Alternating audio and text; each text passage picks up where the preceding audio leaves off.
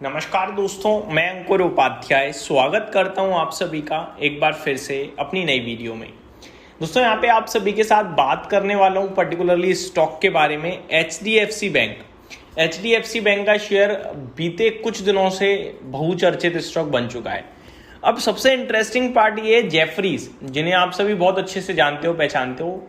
Jefferies और बहुत सारी ब्रोकरेज हाउसेस एचडीएफसी बैंक को कवर तो करते ही हैं क्योंकि देश की सबसे बड़ी बैंक है मार्केट कैप के अकॉर्डिंग। लेकिन जेफरीज की रिपोर्ट सबसे इंटरेस्टिंग है। ये कह रहे हैं कि रीसेंट फॉल के बाद एचडीएफसी बैंक बहुत ही अट्रैक्टिव वैल्यूएशंस पे आ गया है और लेकर जाना चाहिए, इन्वेस्टर्स को एक्यूमुलेट करना चाहिए। इस तरीके की रिपोर्ट है जो मैं डिटेल में डिस्कस करूंगा। लेकिन जेफरीज के जो हेड हैं, स्ट्रेटेजिस्ट हेड क्रिस वुड, जिन्हें आप बहुत अच्छे से जानते होंगे, इनकी एक पोर्टफोलियो भी रहती है। इन्होंने अपनी पोर्टफोलियो से एचडीएफसी बैंक बाहर कर दिया है। ये एक ऐसी बात हुई कि आप रिपोर्ट तो निकाल रहे हो बहुत स्ट्रॉन्ग और अपनी खुद की पोर्टफोलियो से बाहर कर रहे हो। ये मेरे को थोड़ा शॉकिंग लगा। अच्छी बात क्या है? अच्छी बात यह है कि उन्होंने पहले पोर्टफोलियो से निकाला है, फिर शेयर किया, रिपोर्ट की। अच्छा है, रिपोर्ट अच्छी शेयर करने के बाद पोर्टफोलियो से निकालते तो ज्यादा कंफ्यूजन क्रिएट होता। लेकिन मैंने यहाँ पे इसको ना थोड़ा सा डिटेल में समझने की कोशिश करी कि भैया ऐसा क्यों हो सकता है। आपके दिमाग में भी ये सवाल चल रहा हो। तो रिपोर्ट्स ये कह रही हैं कि जो क्रिस वुड है ना, वो थोड़ी सी मतलब अटैकिंग पोर्टफोलियो रखते हैं। थोड़ी अटैकिंग इन द मीन जो थोड़ा सा तेजी से ऊपर जा सकते हो, थोड़ा सा हाई ग्रोथ टाइप स्टॉक्स पे ध्यान देते हैं वो। अब जो एचडीएफसी बैंक है वो दिग्गज है, वो हाई ग्रोथ में तो आ नहीं सकता है, ठीक है। वो आएगा आपका थोड़ा स्लो मूवर टाइप में। तो ये एक थोड़ा डिफरेंट मेरे को लगा। बाकी तो मेरे को कुछ ऐसा नहीं लगा है कि क्यों उन्होंने मतलब बेच दिया, जिसमें खुद वो अपनी पोर्टफोलियो से निकाल रहे हैं और फिर भी वो पॉजिटिव बैठे हैं। उसके पीछे मुझे जो रीजन दिख रहा है वो शायद यही दिख रहा है कि उनका जो स्टाइल है वो थोड़ा सा एग्रेसिव टाइप है। और एचडीएफसी बैंक पे जो रिपोर्ट निकाली गई है वो एक लॉन्ग टर्म के हिसाब से निकाली गई है। तो अब डिटेल में पहले रिपोर्ट पढ़ते हैं, फिर हम आप सभी के साथ क्रिस वुड की भी बात करेंगे और रिपोर्ट की भी। तो क्या कह रही है जेफरीज की report? Jefferies has double down on its bullish stance on HDFC bank, calling valuations attractive after a sharp 25% Y to date, यानी कि year to date slide in the stock and reiterating the lender as one of its top sector picks. The brokerage has a buy rating on HDFC Bank with a target price of 1240, implying an upside of 64% from the previous close of 756। अभी तो हालांकि उससे भी नीचे चला गया है, अभी देखेंगे।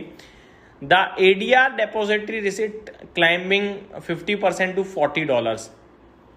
Jefferies analyst Prakhar Sharma and Vinayak Agrawal note that HDFC Bank's share price is down 25% so far in 2026, underperforming peers amid concerns around the exit of its chairman and the potential impact of the West Asia conflict.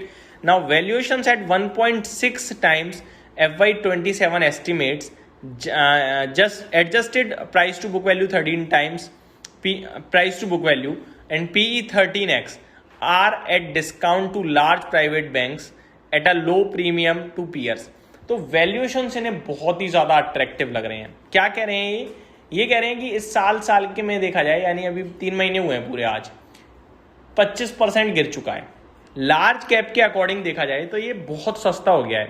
13 का PE है अगले वित्त वर्ष के हिसाब से अगर नापा जाए तो 1.6 टाइम्स की प्राइस टू बुक वैल्यू पे है FY27 के में एडजस्ट किया जाए तो बहुत ही ज्यादा सस्ता लग रहा है इन्हें, और इसीलिए ये इस पे बुलिश हैं। और 1240 का जो इनका व्यू है वो करंट मार्केट प्राइस के हिसाब से काफी अट्रैक्टिव हो रहा है। मैं आपको बताना चाहूंगा एचडीएफसी बैंक 730 रुपए पे आकर खड़ा हो चुका है इस समय। यहां से 1240 देखा जाए तो 70% ही हो गया ऑलमोस्ट। तो काफी बड़े गेंस की बात कर रहे हैं ये। गेंस इनका टारगेट बड़ा नहीं है, स्टॉक ज्यादा टूट गया है इसलिए टारगेट बड़ा दिख रहा है।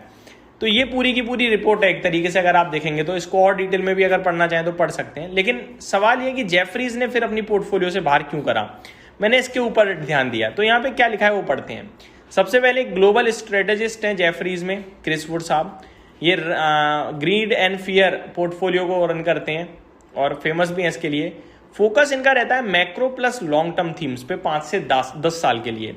Y Chris Wood removed HDFC bank, ये सवाल उठता है। Growth slow down concern, post merger HDFC limited और HDFC bank growth temporarily slow हो गई है। Deposit growth versus loan growth mismatch हो गए हैं। Wood prefers fast compounding stories, तो ये ना कंपाउंडिंग स्टोरीज पे भरोसा रखते हैं जो क्रिस वुड है, ऐसा बताया जा रहा है। और HDFC bank currently transition phase में है, कंपाउंड नहीं कर पा रहा बहुत तेजी से। Shift to new themes, Chris Wood portfolio rotates based on big themes like manufacturing boom in India, capex cycle, new age financials, NBFCs। तो ये इस तरीके से अपनी पोर्टफोलियो को चर्न करते रहते हैं, घुमाते रहते हैं। अब HDFC बैंक स्टेबल है बट स्लो मूवर रहेगा। वुड चाहते हैं आउटसाइड रिटर्न्स, तो ये थोड़ा सा ज़्यादा चाहते हैं कि ज़्यादा मिले मेरे को, तो ये रीज़न बताया जा रहा है यहाँ पे। बट अब कितना पॉजिटिव है कितना नहीं है ये देखने वाली बात है। हाँ, ये भी बताया जा रहा है कि अगर स्टॉक को रिमूव कर दिया है इसका दैट डजंट मीन कि स्टॉक बेकार हो गया है, स्टॉक स्टिल इज गुड। बस अभी करंट सिचुएशन देखा जाए तो better opportunities available elsewhere right now. तो बस यही कह रहे हैं क्रिस वुड साहब के लिए कि उन्हें कोई और अपॉर्चुनिटी ज़्यादा दिख रही है। फॉर एग्जाम्पल के रूप में क्रिस वुड, ये कार स्लो चल रही है, मैं स्पोर्ट्स कार ले लेता हूं। जेफरीज, ये कार अब चीप मिल रही है, फ्यूचर में स्पीड पिक करेगी। ये है दोनों का डिफरेंस यहाँ पे। ये एग्जांपल बहुत मुझे अच्छा लगा। क्रिस वुड अपनी पोर्टफोलियो कह रहे हैं ये कार स्लो चल रही है, मैं स्पोर्ट कार ले रहा हूं, लेकिन जेफरीज की रिपोर्ट जो बुलिश है वो कह रहे हैं ये कार बहुत सस्ती हो गई है, आगे चलकर पिकअप पकड़ सकती है, मैं सही ले लेता हूं। ये डिफरेंस है जेफरीज की रिपोर्ट और क्रिस वुड में। तो ये मेरी तरफ से डिटेल्स थी। अगर आपके पास है तो सस्ती कार है, रखे रहना, बेचना नहीं। उम्मीद करता हूँ डिटेल्स पसंद आई होंगी। Thank you so much for watching this video. Have a great day guys.